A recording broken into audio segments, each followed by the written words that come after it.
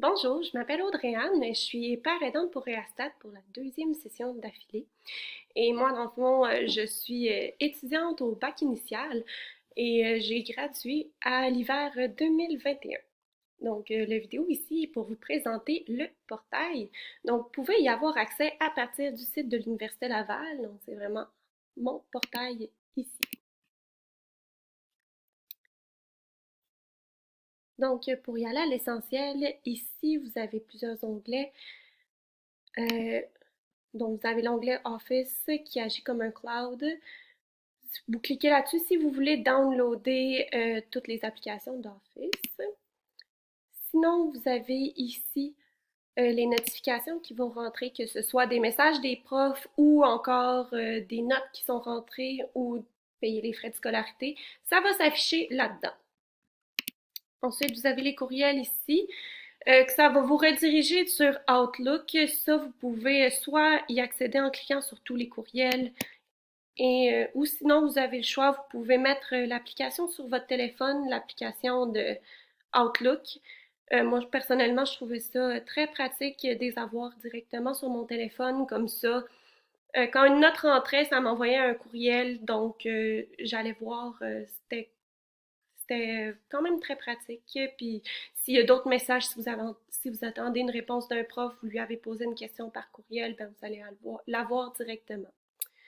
Ensuite, vous avez le calendrier ici. Donc, moi, comme j'ai gradué, j'ai rien à mon calendrier. Vous pouvez le mettre à la semaine. Moi, c'est ce que je trouvais le plus pratique. Donc, vous allez avoir des cases de remplir. Ça va être écrit quel cours que vous avez. Si vous cliquez sur le cours, ça va vous dire le local, si c'est en présentiel ou si c'est en synchrone ou en asynchrone.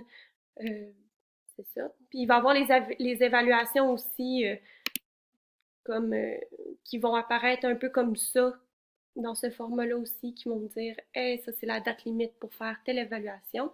Il y a aussi le calendrier de l'université, là, comme là ici, fin de la deuxième période de la session d'été. C'est le calendrier général à tout le monde de l'université là-bas.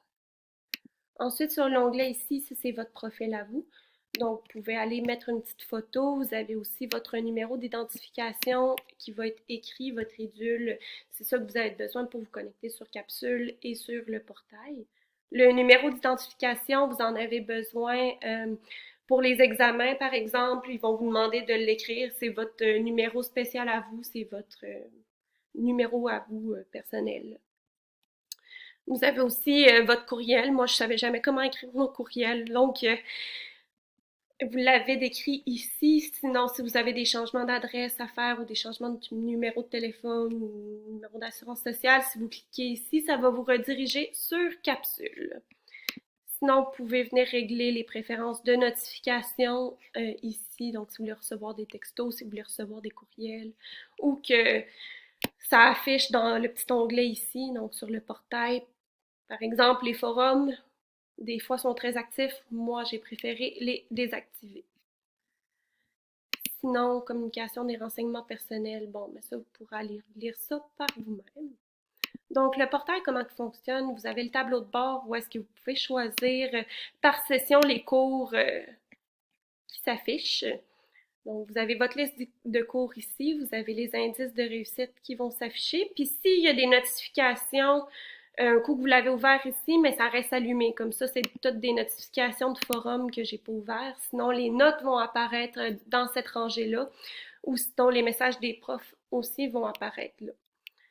Donc, ensuite, si on clique sur un des cours, dans le fond, ça, c'est les liens pour accéder au cours. Mettons, je vais aller dans coordination des soins pour faire un exemple.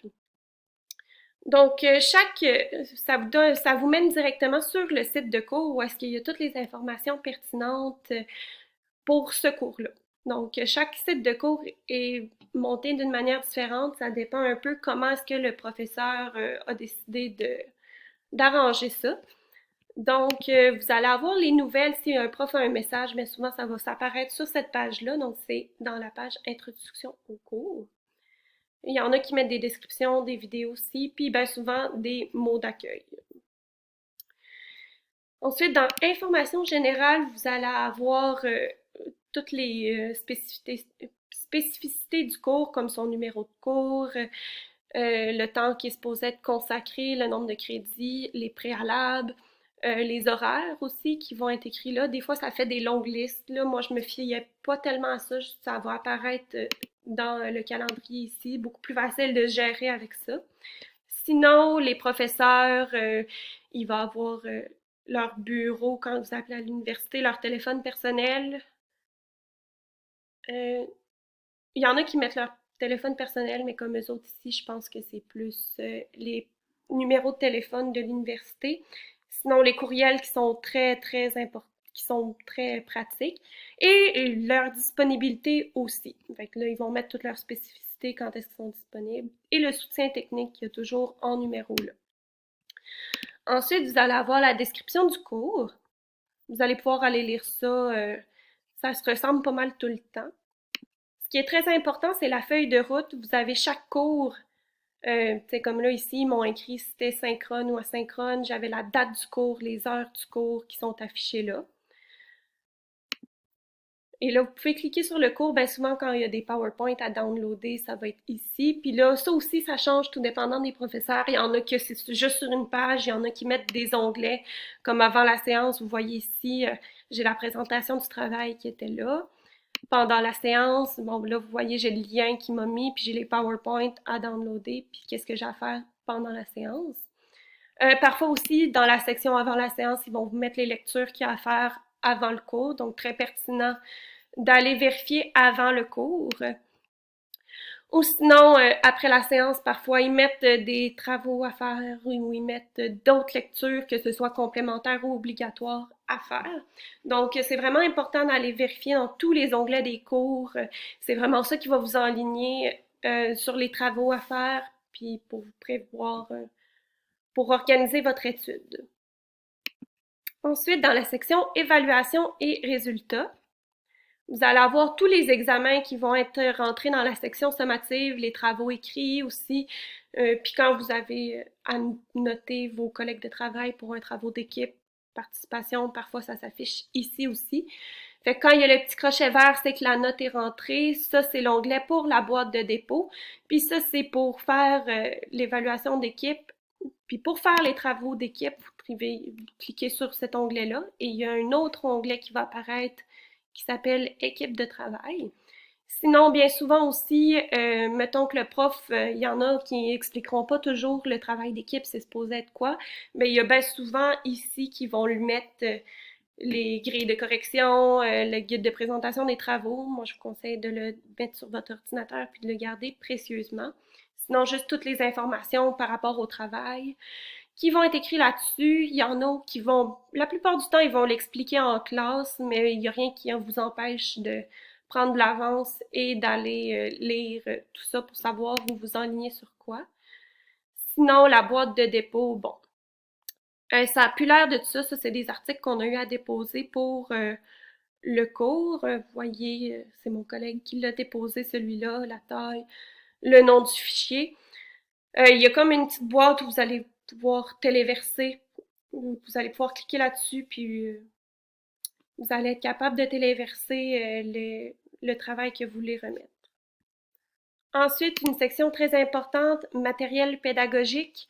Vous allez avoir les livres obligatoires, comme ici, c'était le livre obligatoire pour ce cours-ci. Des fois, ils en mettent dans matériel complémentaire, comme là, ici, ils parlent des logiciels, puis tout ça.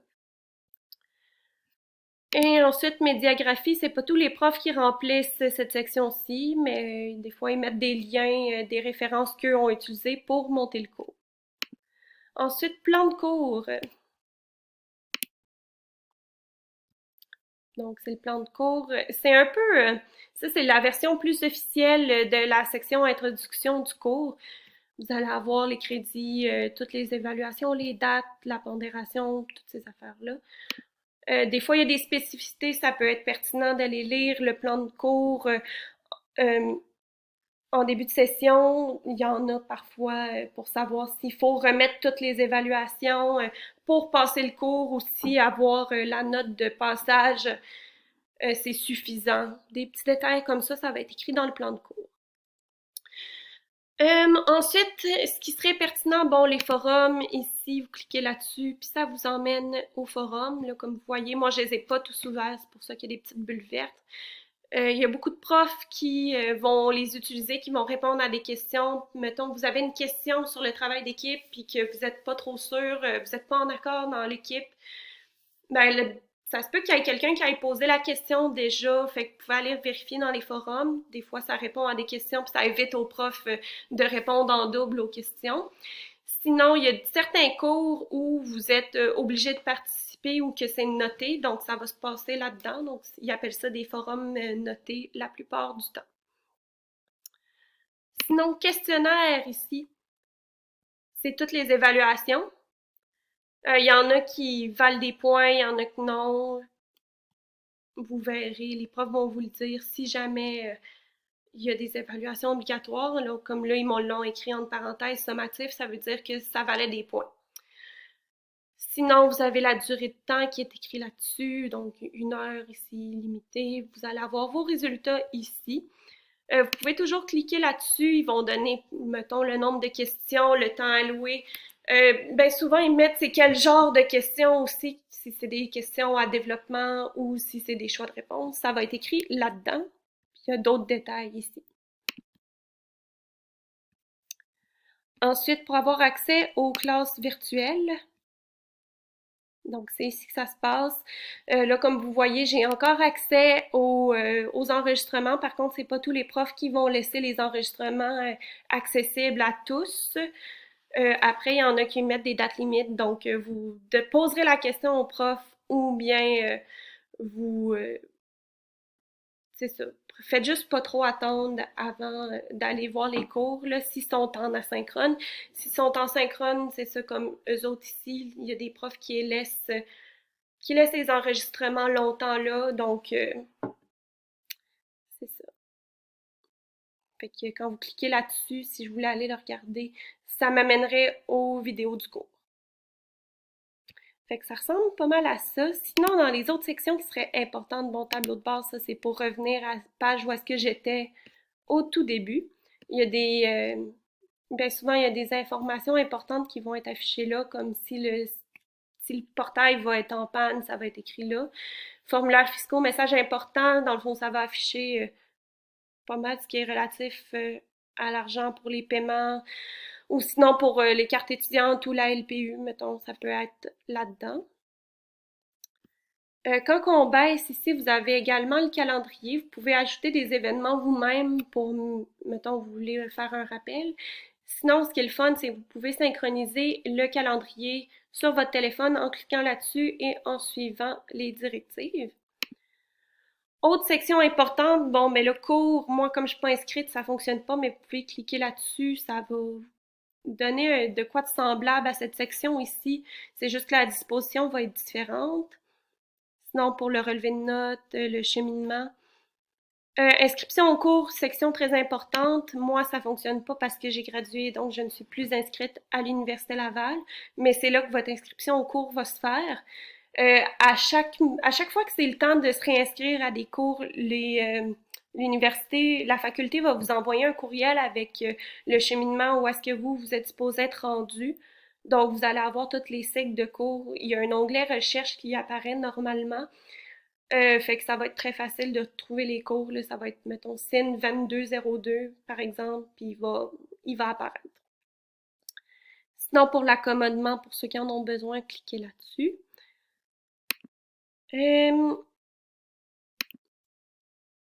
Sinon,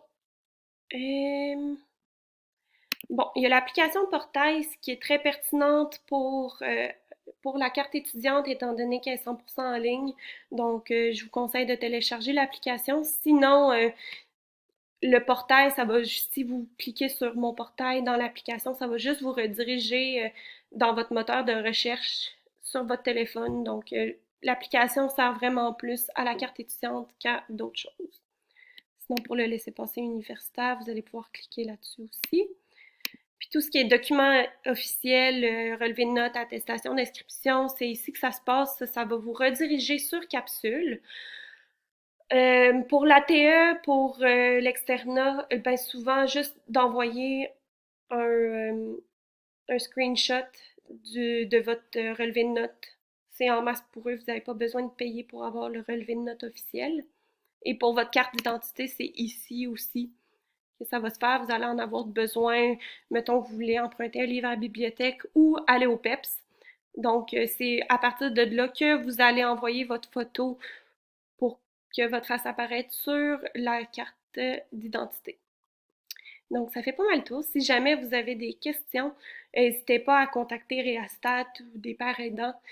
Ça va nous faire plaisir de répondre à vos questions et bonne rentrée!